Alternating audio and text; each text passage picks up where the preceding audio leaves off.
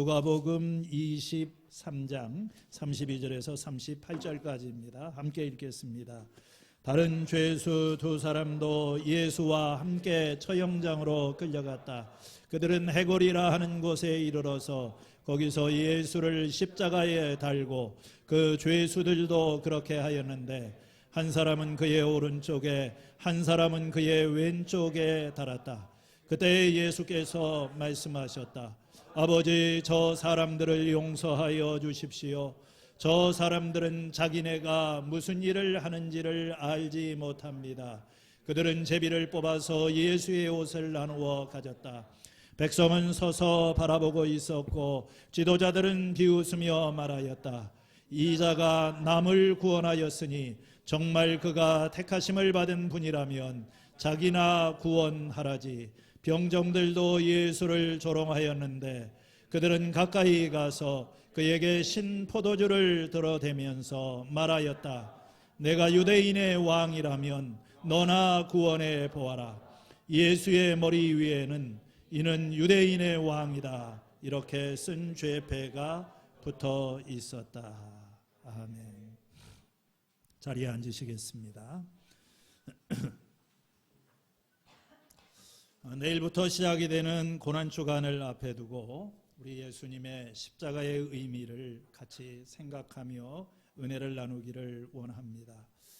예수님께서 십자가에 못 박이신 날을 성금요일이라고 합니다. 기독교 역사에서 이 성금요일은 결정적인 날이다, 그렇게 말할 수 있습니다. 우리 1년 중에서 가장 중요한 날, 결정적인 날이기도 하지만 동시에 이 세계의 역사를 놓고 보아도 결정적인 날인 말입니다. 이 결정적이라고 하는 영어의 그 크루셜이라고 하는 말 자체를 볼 때도 그래요. 이 표현, 이 크루셜, 결정적이라고 하는 말은 십자가를 뜻하는 이 크로스, 라틴어로는 이게 크룩스라고 하는 말에서 나왔습니다. 십자가의 의미는 무엇입니까? 십자가의 영어 단어 크로스라고 하는 단어는 사전을 찾아보면 횡단, 교차, 십자 그런 뜻을 나타냅니다.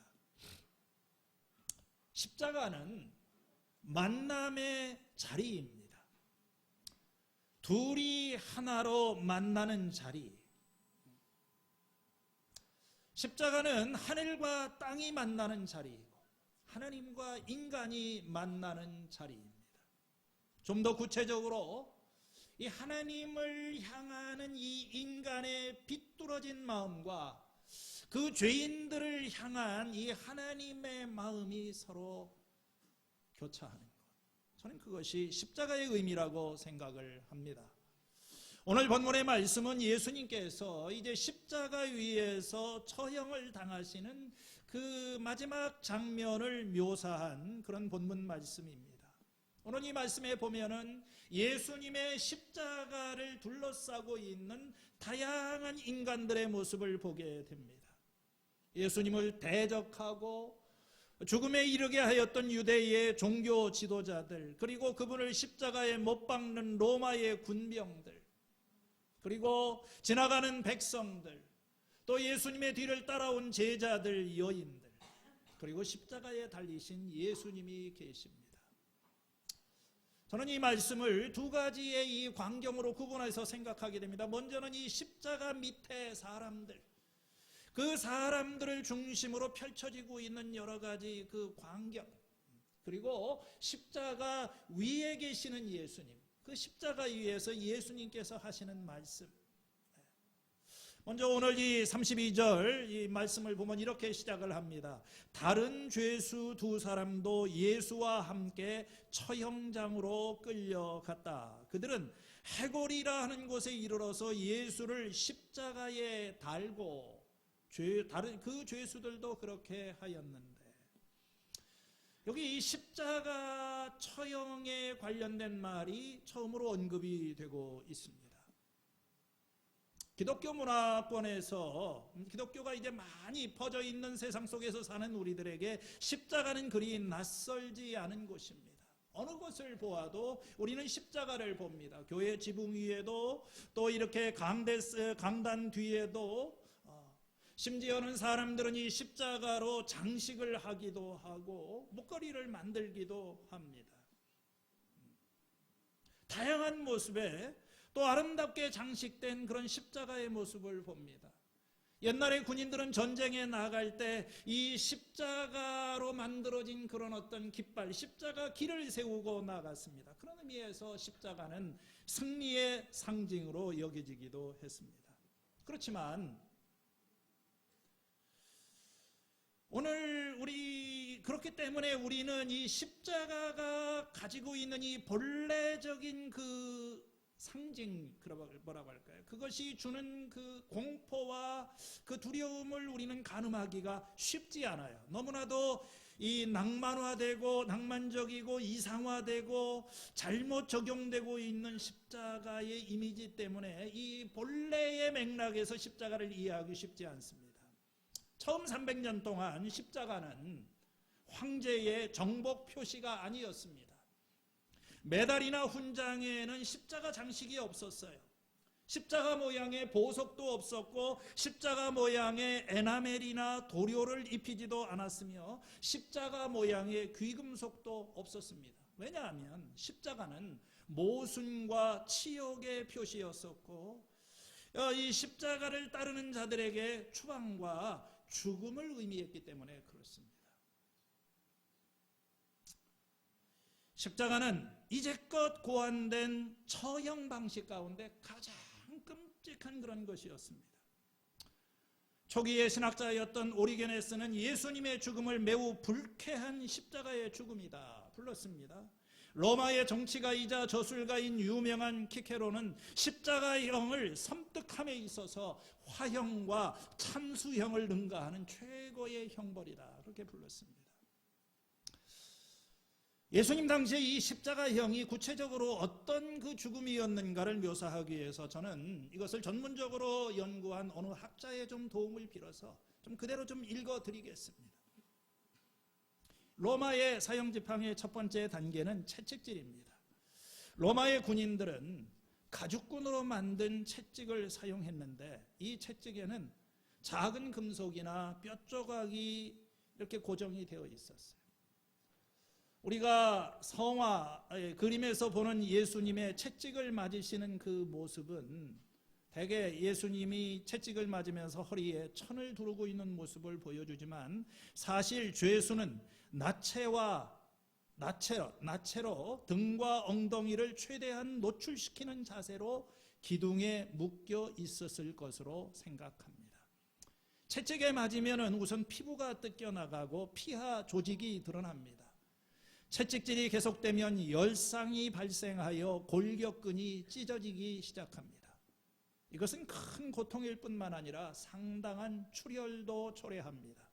채찍질의 목적은 죄수를 기절시키거나 죽기 직전의 상태까지 약화시키는 것입니다. 그런 다음에 그 사람은 처형장까지 자신의 십자가를 지고 갑니다.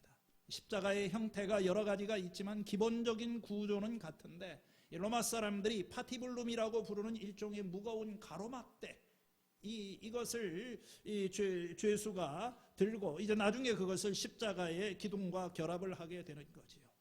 이 가로막대를 들고 죄수가 처형 장소까지 가는 것입니다. 일부러 탈진하게 만드는 거예요. 그런 다음에 죄수는 십자가에 달립니다.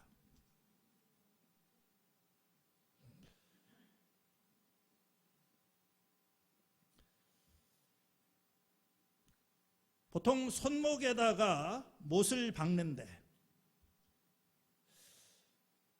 손바닥 우리가 알기로는 이렇게 그림을 보면은 손바닥에 못을 박은 것처럼 보이지만 사실 손바닥에 못질을 하면은 몸이 십자가에서 이게 찢어지면서 손바닥에서 떨어지기 때문에 보통 손목에다가 못을 박았다고 합니다.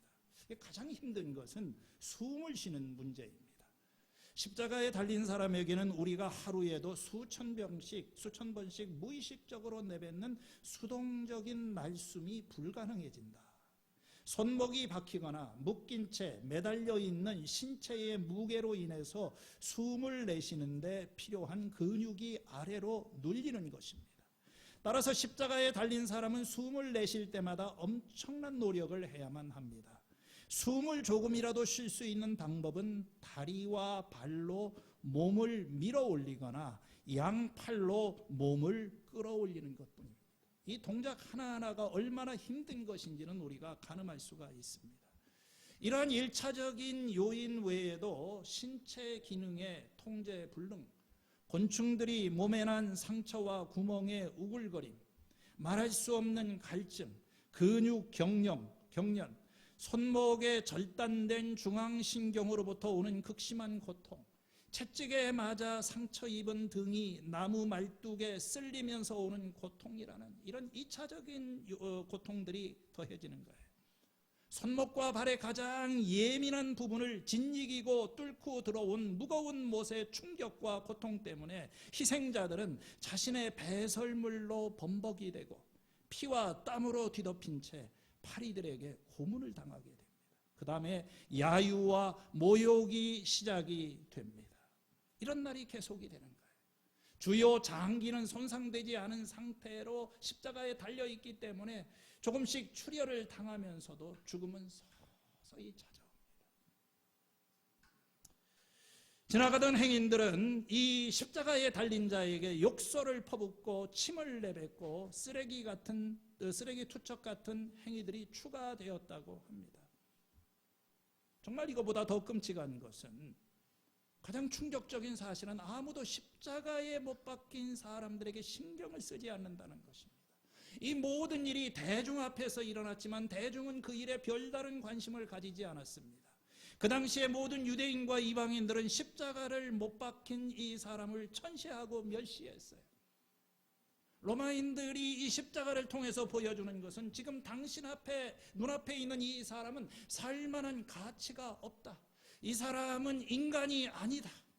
이건 저주받아 마땅한, 이건 짐승과 다를 바가 없는 그런 존재다. 십자가에 달린 사람은 많은 사람들에게 조롱을 받으면서 이 세상에 쓰레기 취급을 당하는 그런 범죄자, 그런 사람에게만 십자가가 적용이 되었어요. 조금 영향력을 가지고 있는 이 특권층이나 일반 사람들에게는 로마 사람들도 십자가를 적용하지를 않았던 것입니다. 우리가 이 십자가 처형을 생각할 때 그 어떤 섬뜩함을 묘사하는데 가장 먼저 떠오르는 것이 오래전에 방영이 되었던 영화 패션 오브 크라이스트라고 하는 거예요. 아마 여러분들 많이 한 20년 된 것 같은데요. 기억이 나실 겁니다. 저도 이 메일 깁슨의 이 십자가 패션 오브 크라이스트를 처음에 봤을 때 거의 한 2시간 반이 넘었던 것 같은데, 처음부터 계속 이 영화는 아마 십자가보다는 채찍질에 더 많은 그 초점을 두었던 것 같아요. 극사실주의적으로 예수님의 이 십자가 고통이 얼마나 처절한 것이었는지를 거의 정말 2-3시간 동안 긴장을 풀지 못하고 그 앞에 온몸이 굳어 있었던 것을 기억을 합니다. 그런데 이런 맥락에서 볼 때 놀랍게도 이 복음서의 저자는 예수 그리스도가 십자가형을 당했을 때 겪었을 육체의 고통에 대해서 아무런 이야기를 하지 않는 거예요. 이 누가복음을 쓴 누가는 예수님의 십자가를 매우 빨리 간단하게 묘사를 해요. 오늘 33절에 보면 그들이 예수를 십자가에 달고, 그냥 끝입니다. 왜 그랬을까요? 왜 이 누가와 복음서의 제자들은 이 십자가의 고통과 처절함을 상세하게 묘사하지 않았을까요? 사실 그 당시의 독자들에게 이것은 다른 말이 필요가 없었어요. 모두가 다 그걸 알고 있었습니다. 그건 낯선 일이 아닙니다. 로마 제국의 힘이 닿는 모든 길에는 십자가에 못 박힌 사람들이 있었어요. 제국의 지배 아래에 있는 모든 사람들은 십자가에 못 박힌 사람들이 어떤 모습을 하고 있는지, 어떤 냄새를 풍기는지, 어떤 소리를 내는지를 알고 있었어요. 완전히 발가벗긴 채 고통스러워하는 모습을 보았고, 그들의 몸에서 어떤 변화가 일어나고 어떤 악취를 풍기는지를 알고 있었던 것입니다. 오늘 이 복음서에서 십자가의 고통을 구체적으로 묘사하지 않는 보다 실제적인 이유는 아마 다른 것을 강조하고 싶었던 것 같아요. 그것은 이 십자가 처형에 수반되는 공개적인 어떤 굴욕, 수치와 조롱을 강조하고 싶었던 것으로 보입니다. 여러분, 이 십자가 처형은 사람을 처형하는 가장 모욕적인 굴욕적인 그런 방법인 것입니다. 십자가는 모든 대중이 볼 수 있도록 길가에 늘어놓고 벌거벗긴 채 십자가에 못 끼면서 무력하게 노출되어 있는 이 죄수의 모습에게 굴욕을 주는 거예요. 우리가 복음서에서 예수님을 조롱하고 그에게 침을 뱉고 그분을 경멸하고 가시면류관을 만들어서 그분의 머리에 씌우고 또 이 예수님이 달린 십자가 위에다가 유대인의 왕이라고 하는 죄패를 붙인 이 모든 것이 다 예수님을 조롱하고 수치심을 안겨주는 것입니다. 오늘 이 본문의 말씀을 보면 누가는 특별히 이 조롱과 예수님을 조롱하는 사람들의 모습에 초점을 맞추고 있어요. 36절에 백성은 서서 35절에 백성은 서서 바라보고 있고 지도자들은 비웃으면서 말을 하였다. 저가 남을 구원하였다고 한다면 자기를 좀 구원해보라지. 병정들도 예수를 조롱하면서 가까이 가서 신포도주를 들이대면서 말을 합니다. 네가 유대인의 왕이라 하면 너나 구원해라. 예수님을 조롱하는 것이죠. 여러분, 이 십자가는 하나님을 향하는, 하나님의 사람을 향하는 인간의 마음이 극명하게 표출되는 것이에요. 하나님이 보내신 구원자, 그 하나님의 사랑을 받아들이지 않고 그분을 거부하고 그분이 보내신 구원자를 십자가에 못 박이면서 너나 구원해라.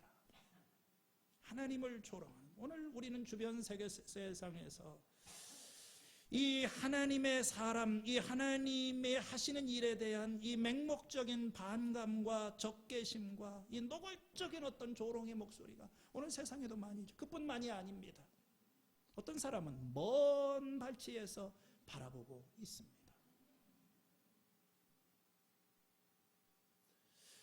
적극적으로 주님을 부인하고 십자가에 못 박는 사람들만 있었던 것이 아니라 어떤 사람들은 먼 잔혹한 십자가형이 진행되고 있지만 그거 자기하고는 무관심, 좀 한 걸음 있게 떨어져서 무심한 거죠. 로마의 군병들은 어떻습니까? 죄수들을 대하는 그들의 모습은 비정하고 무심한 것입니다. 아무런 사람을 십자가에 못 박으면서도 아무런 감각이 없어요. 그들은 전에도 수없이 그런 일을 했습니다. 이 세 명의 불행한 사람들을 십자가에 못 박고 들어 올리는 일을 지금 하고 있을 뿐이에요. 평소와 다름없고 무감각하고 그들이 잔인하게 대하고 있는 이 사람이 누구인지를 전혀 알지 못합니다. 아마 그냥 테러리스트겠지. 차라리 죽는 게 낫겠지. 지루함을 견디지 못하고 그들은 예수님 앞에서 옷을 이렇게 찢으면서 내기를 하고 제비뽑기 내기를 하고 있습니다. 여러분, 이것이 오늘 십자가 밑에서 펼쳐지고 있는 사람들의 모습입니다. 하나님께서 이 세상을 구원하시려고 찾아오셨을 때 그 하나님을 대하는 사람들의 마음이에요. 어떤 사람은 적극적으로 주님을 멸시하고 조롱하고 거부하는 태도를 보이고 있습니다. 그러나 더 많은 사람들은 무심하게 그분의 죽음이 무슨 의미가 있고 그것이 무엇인지에 대해서 그냥 아무런 생각 없이 일상의 생활에 바쁘고 살아갑니다. 지나가는 자여, 이 일이 너희와 어떤 관계가 있는지 생각해봐라. 에레미야 애가에서는 그렇게 말씀을 했습니다. 십자가는요, 하나님의 사람, 하나님을 대하는 이 사람들의 비뚤어진, 이게 죄지요. 죄인들의 어떤 그 비뚤어진 그 왜곡된 죄의 모습을 보여주고 있어요. 십자가에서 분주하게 움직이는 사람들의 다른 편에는 예수님이 계십니다. 이제 그 위쪽에는 십자가 위에 예수님이 계시는 거예요. 사실 공간적으로는 위에 계시지만 실질적으로는 가장 낮은 곳에 처하신 거죠. 아침 9시에서부터 오후 3시까지 예수님은 6시간 동안 십자가 위에 매달려 계십니다. 숨 쉬는 것조차 쉽지 않았을 그 긴박하고 처절했던 시간에 예수님 무엇을 하셨을까? 놀랍게도 주님은 몇 마디 말씀을 남기셨어요. 그 처절한 고통 속에서 말씀을 남기셨습니다. 우리가 이 4편의 복음서를 보면 나사렛 예수께서 십자가에 달렸을 때 남기신 7개의 말씀을 수록을 하고 있어요. 마태복음과 마가복음의 이 동일한 한마디 말씀, 그리고 오늘 읽은 이 누가복음에 보면은 3마디가 나오고 또 요한복음에 또 다른 3마디가 나옵니다. 오랫동안 교회에서는 성금요일이 되면은 7말씀을 두고 묵상할 수 있도록 7번의 설교를 했어요. 여러분, 이 성금요일 그때는 이렇게 사람들이 다른 일을 다 젖혀두고 몇 시간에 걸친 이렇게 예수님의 7마디 말씀을 하나하나 이렇게 묵상을 하였습니다. 저는 이제 이 고난주간을 지나면서 오늘부터 토요일 날까지 예수님의 마지막 7마디의 말씀을 좀 같이 생각하면서 십자가로 나아가기를 원합니다. 그 첫 번째 말씀이 오늘 읽은 일종의 기도지요. 하나님에 대한 기도입니다. 아버지, 저 사람들을 용서하여 주십시오. 저 사람들은 자기네가 무슨 일을 하는지 알지 못합니다. 십자가의 예수님은 기도하고 계세요. 원수들을 위해서 기도하는 것입니다. 자신을 죽음에 이르게 한 유대의 종교 지도자들, 주님을 십자가형을 선고하고 손을 씻은 이 빌라도, 폭력을 휘두르고 자신에게 못을 받고 창을 찌르는 이 군병들을 위해서 기도합니다. 그 끔찍한 일을 저지른 사람들을 위해서 기도하는 거예요. 하나님, 저들에게 자비를 베풀어 주십시오. 저들의 죄를 용서해 주십시오. 참 이것은 믿어지지 않는 말씀입니다. 어떻게 예수님은 그 순간에 정말 잔인하게 자신을 고문하는 사람들을 향해서 그런 감정을 품고 그런 기도를 드릴 수가 있었을까? 전례가 없는 일이에요. 구약 성경을 보아도 그런 일은 없었습니다. 예를 들어서 다윗 같은 사람은 자신을 모욕하였던 이 시므이에게 자비를 베풀었어요. 그가 도망길에 그를 저주하는 이 시므이에게 그를 살려주고 자비를 베풀었습니다. 하지만 그런 다음에 다윗은 죽기 직전에 자기 아들 솔로몬한테 자기가 죽고 나서 반드시 그 사람에게 복수해라, 이렇게 말을 했어요. 여러분, 용서가 쉽지 않습니다. 사람들이 여러분을 거짓으로 고발하거나 폭력적인 방법으로 부당한 일을 행하게 될 때 여러분은 무엇을 해야 한다고 성경은 말을 합니까? 구약 성경에서는 일단 복수하지 말라고 그럽니다. 잘못을 범하는 사람에게 스스로 복수하지 말아라. 복수는 하나님이 하시는 것이다. 우리가 할 수 있는 일은 하나님께서 복수해 달라고 기도하는 것이다. 그래서 시편을 보면 그런 기도는 굉장히 많이 나와 있어요. 그렇지만 죄인을 용서해 달라고 하는 기도는 찾아볼 수 없어요. 오늘 예수님께서는 이 죽음의 자리에서 자신을 미워하고 자신을 죽이고 있는 사람들에 대해서 어떻게 반응해야 되는가에 대한 완전히 새로운 기준을 제시하고 보여주시는 것입니다. 누가복음 6장 27절 이하에 보면 예수님께서 제자들에게 이렇게 가르치셨어요. 너희 원수를 사랑하며 너희를 저주하는 자를 위하여 축복하며 너희를 모욕하는 자를 위하여 기도하라. 참 쉬운 게 아니죠. 원수를 사랑해라. 너희를 저주하는 자를 축복해라. 너희를 모욕하는 자를 기도해라. 얼마나 받아들이기 힘든 말씀입니까? 하지만 예수님은 그 말씀대로 하십니다. 자신이 가르치셨던 그대로 행동하며 본을 보이시는 거예요. 자신을 저주하고 박해할 뿐만 아니라 십자가에 못 박는 그 사람을 위해서 기도하십니다. 이 예수님의 본을 받아서 똑같은 죽음의 길을 걸어갔던 사람이 하나 있지요. 사도행전의 스데반입니다. 그는 자신을 향해서 돌을 던지는 사람들, 그들의 돌에 의해서 죽어가면서 아버지, 주님, 이 죄를 그들에게 돌리지 말아 주십시오. 기도했던 것입니다. 다시 본문의 말씀으로 이렇게 돌아오면 예수님은 아버지, 저 사람들을 용서해 주십시오. 저 사람들은 자기가 하는 일이 무슨 일인지를 알지 못합니다. 그렇게 말씀하셨어요. 무슨 일을 하는지 저 사람들은 알지 못합니다. 이 말은요, 인류가 우리가 온전히 이해하지 못하는 무엇인가에 꽉 붙들려 있는 것을 암시하고 있는 거예요. 지금 자기가 하고 있는 이 일이 무엇인지를, 이것이 얼마나 악한 일인지를 모르고 있는 거예요. 그것이 하나님을 위하는 것이라고 생각을 하는지도 모르겠습니다. 아버지, 저들의 죄를 용서해 주십시오. 저들은 모릅니다.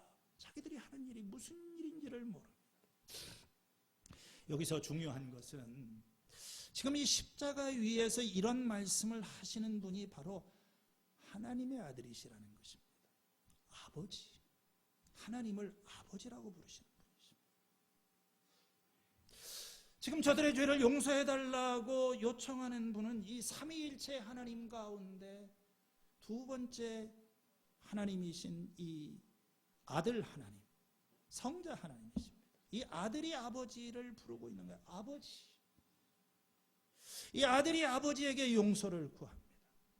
우리는 이 십자가의 자리에서 삼위일체의 신비 속으로 인도되는 것입니다. 여러분, 역사상 수많은 영웅적인 죽음이 있습니다. 나라를 구하기 위해서, 이웃을 살리기 위해서 죽었던 희생적인 죽음도 있었습니다. 로마 시대에 수많은 죄수들이 십자가 위에서 죽어갔습니다. 수를 헤아릴 수가 없어요. 그렇지만 아무도 기억하지 않습니다. 아무도 기억되지 않습니다. 오직 예수 그리스도의 십자가의 죽음만이 인류 역사 속에서 지속적으로 기억이 되고 추모가 되고 많은 사람에게 영향을 미치고 있어요. 왜 그럴까요? 그 이유가 뭘까요? 그것이 단순한 한 인간의 죽음이 아니라 하나님의 아들의 죽음이기 때문에 그렇습니다. 어떤 사람들은 질문합니다. 어떻게 하나님이 사랑하는 아들에게 그렇게 잔혹한 형벌을 허락하실 수가 있을까? 그 학대가 아니냐? 그건 자녀에 대한 학대가 아니냐? 이 십자가를 받아들이지 않고 부정하는 사람들의 전형적인 논리입니다. 여러분, 이 예수님의 십자가의 고통은 하나님 아버지의 고통과 분리해서 생각할 수가 없어요. 왜냐하면 아버지와 아들은 하나이기 때문에 그런 것입니다. 지금 이 십자가에 달리고 계시는 분은 바로 하나님과 동일하신 분이신 것입니다. 그 아들의 고통이 아버지의 고통입니다. 그 아들의 죽음은 아버지의 죽음인 거예요. 이건 신비입니다. 도대체 어떻게 구원자가 십자가에 매달릴 수 있단 말인가? 어떻게 하나님께서 사람이 되어서 이 사람처럼 십자가에서 죽어갈 수 있다는가? 이건 인간의 어떤 이해로서 이건 도저히 이해가 안 되는, 우리로서 이건 신비입니다. 여러분, 이 십자가 위에서 오늘 아버지, 저들의 죄를 용서해 주십시오. 저들은 그 무슨 일인지를 알지 못합니다. 이 말씀을 하시는 분이 하나님의 아들이시고 그분이 하나님 자신입니다. 그래서 우리는 이 십자가에서 하시는 예수님의 말씀에서 우리 사람들을 향한, 세상을 향한 하나님의 마음을 볼 수 있어요.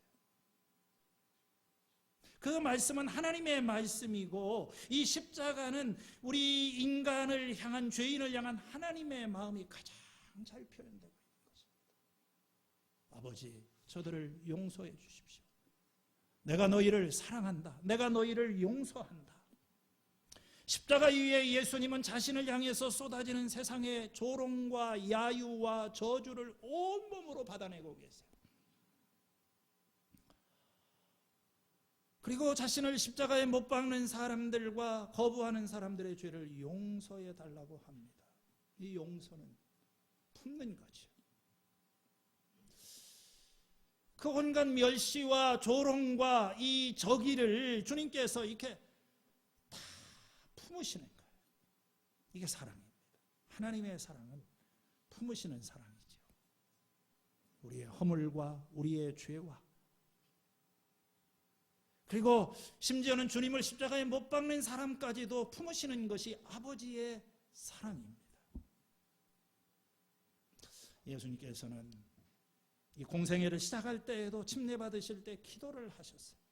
그리고 이 십자가의 마지막 자리에서 기도를 하십니다. 아버지, 저들의 죄를 용서해 주십시오. 내일 우리가 살펴보겠지만 어떤 역사가 일어났습니까? 이 예수님의 기도를 듣고 있는 사람이 있었어요. 같이 옆에 달려있던 강도입니다. 두 사람의 강도가 원래 이 십자가에 달렸는데, 마가복음과 마태복음을 보면은 원래 처음에는 이 두 사람의 강도가 함께 예수님을 조롱했었습니다. 너나 구원해라. 네가 하나님의 아들이라. 그런데 나중에 어느 한 강도가 이제 마음이 변했어요. 예수님, 나를 기억해 주시고.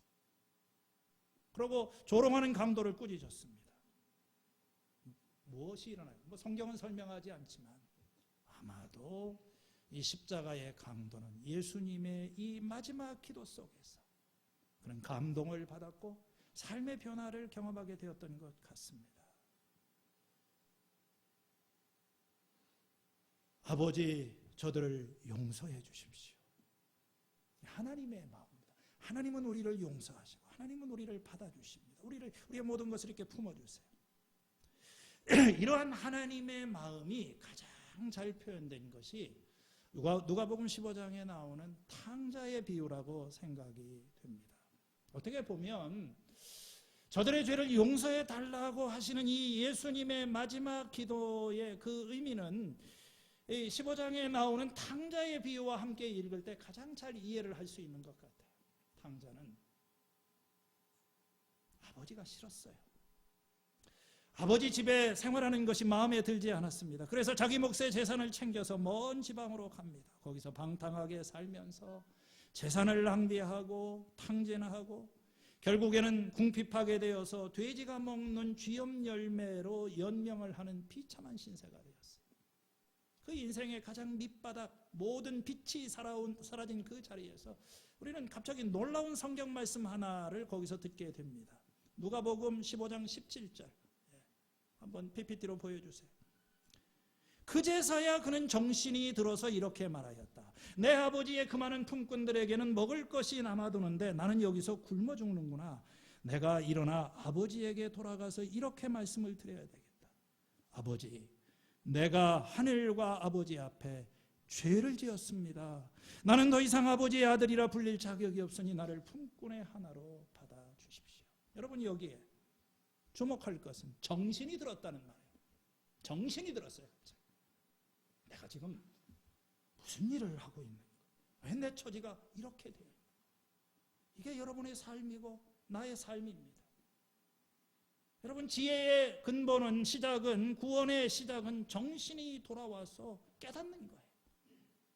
아, 내가 아버지를 떠나서 너무 먼 나라에서 내 인생을 낭비하고 참 비참한 처지가 되었고, 정신이 돌아와서 아버지의 마음을 이제 제대로 이해하기 시작하는 것입니다. 그 십자가에서 펼쳐진, 십자가를 통해서 보여주신 그 아버지의 마음을 제대로 이제 정신이 좀 드는 거예요. 여러분이 예수님의 십자가는 우리로 하여금 정신이 들게 하고 우리가 어디에 있는지를 보여주고 이 버려진 망가진 우리를 향한 하나님의 마음이 무엇이고 하나님의 심정이 무엇인지를 보여줍니다. 아버지는 기다립니다.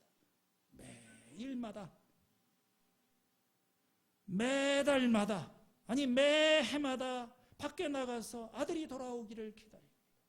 돌아오지 않는 그 아들에게 실망하여 집으로 돌아오고 또 나가서 기다리고, 그날도 아버지는 또 이제 나가서 아들을 기다리면서 멀리 지평선 너머에 돌아오는 아들의 모습을 바라봅니다.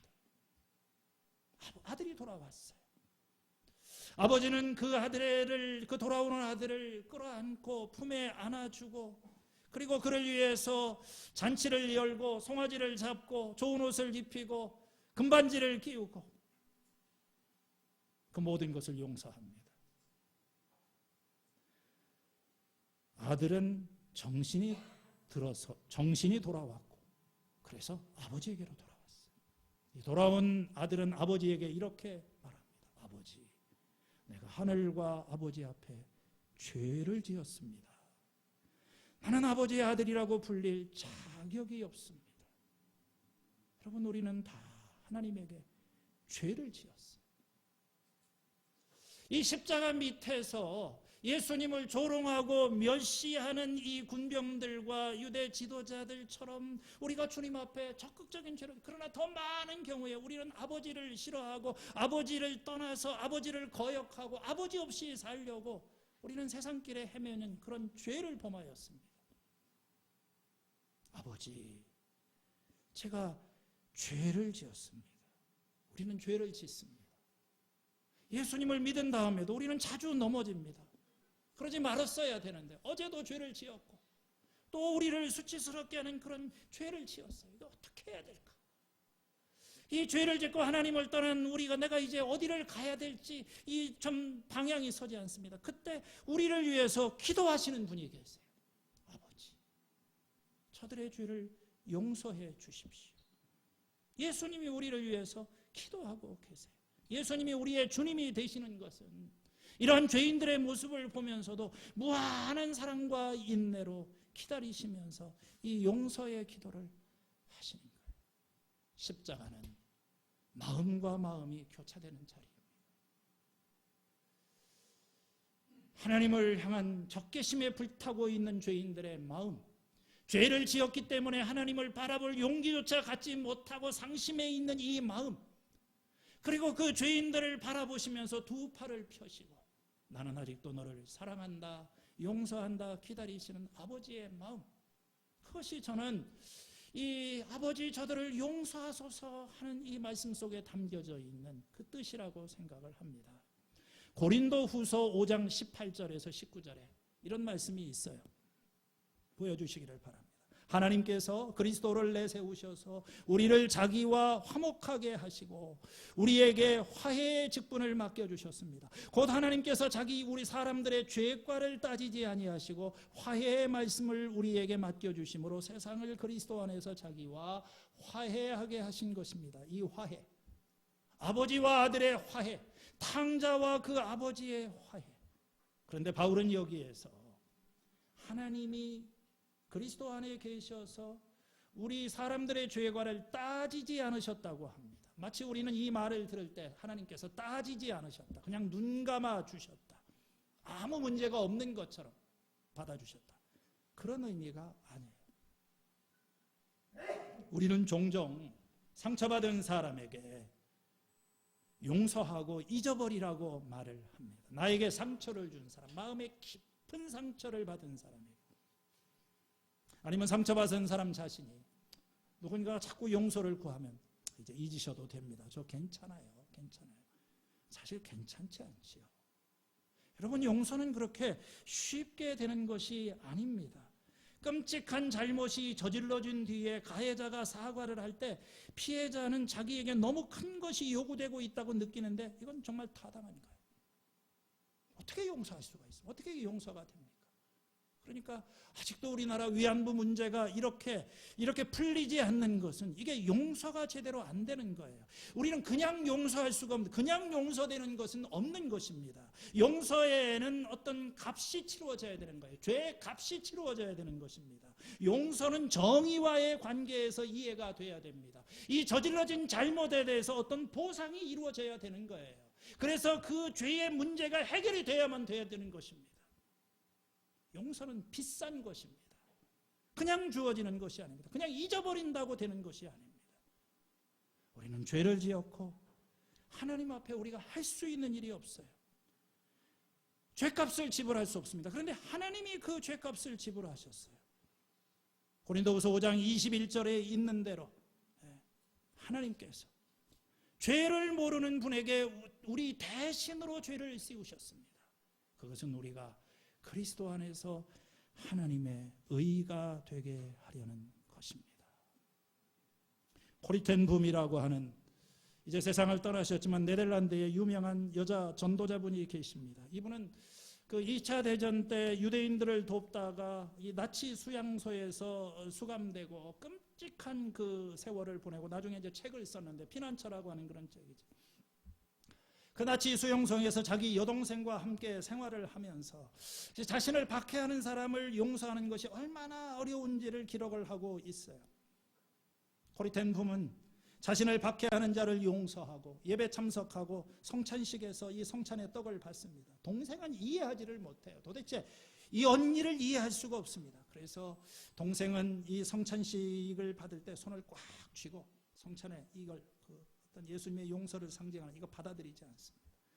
코리텐 붐은 죽음의 수용소에서 가장 힘들었던 일은 모든 프라이버시를 빼앗긴 채 나체로 퍼레이드를 하고 독일 사람들에게 조롱을 받고 학대당하는 것이라고 했습니다. 자신의 모든 권리를 다 빼앗긴 거죠. 훗날 어떤 사람이 물었습니다. 그녀가 어떻게 이 수용소 생활을 지속하고 어떻게 그 와중에 성찬식의 떡을 받아들며 적을 용서할 수 있었는지 질문을 했다고 합니다. 코리텐 붐은 이렇게 말을 했어요. 나는 마침내 십자가 위에 예수님에 대한 이 묘사, 성경의 묘사에서 그분의 허리를 두르고 있는 이 작은 띠가 이 화가의 손길이었다고 하는 것을 깨달았습니다. 예수님께서 십자가에 달리셨을 때 거기에는 옷조각이 없었어요. 내가 죽음의 수용소에 갔을 때 예수님이 내 앞에 계셨습니다. 그분이 나를 위해서 수치를 당하셨습니다. 죄를 알지도 못하는 그분에게 하나님께서 죄를 씌워주셔서 우리가 하나님 앞에 의가 되게 하시라고 그분이 죽으신 것이다. 여러분, 이 예수님의 십자가는 우리가 아버지에게로 돌아가는 귀향의 길입니다. 오직 우리는 십자가를 통해서만 아버지 앞에 갈 수가 있어요. 우리를 용서하시는, 우리를 위해서 십자가에서 죽으신 그 하나님의 아들의 공로를 통해서 우리 예배 시작할 때 이렇게 불렀던 것처럼 보혈을 지나 아버지 품으로 한 걸음씩 나아가는 존귀한 그 보혈이 나를 정결케 하고 나를 씻어주시는 오직 하나님이신 그분만이, 하나님으로부터 오신 그분만이 우리를 아버지의 집으로 돌아가게 하십니다. 그래서 성경은 하나님이 인간이 되셨다고 말을 합니다. 그리고 그 하나님께서 인간의 죄를 죗값을 지불하신 것입니다. 이번 주 고난주간인데 고난주 지나면 이제 부활절이죠. 많은 사람들 부활절을 생각하고 부활절로 이렇게 급하게 달려갑니다. 그러나 우리가 부활절에 도달하기 위해서 통과해야 되는 이 과정, 우리는 고난주간을 통과해서 부활절로 가게 되는 거예요. 십자가 없는 부활은 없습니다.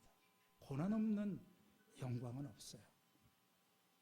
그래서 우리는 이 부활절을 앞에 두고 좀 특별 기도회를 가지면서 함께 모여서 이 십자가의 의미, 우리를 향한 하나님의 사랑을 좀 깊이 생각하며 함께 좀 기도하기를 바랍니다. 기도하는 방식도 여러 가지가 있어요. 집에서 혼자 기도할 수도 있고 같이 기도할 수도 있고 온라인으로 한다고 하니까 아마 대부분의 많은 사람들이 쉬운 길을 선택할 거예요.